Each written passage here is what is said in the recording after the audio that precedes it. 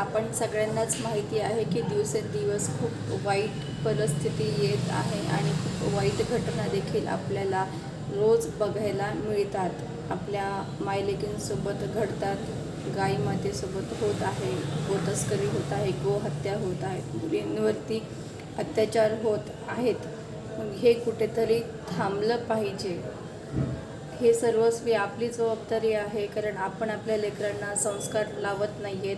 फक्त पैसा कमवण्यासाठी आपण भटकत आहोत आणि घरात लक्ष नसल्यामुळे कुणाचेही मुलं आपल्या वाईट संगतीला जात आहेत आणि त्याचेच परिणाम आहेत की हे असं त्यांच्यासोबत घडत आहे.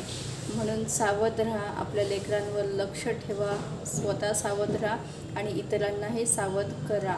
म्हणूनच आपला धर्म श्रेष्ठ आहे. आपला धर्म सोडून इतर कुठेही भटकत जाऊ नका. तुम्हाला काय वाटतं? कमेंट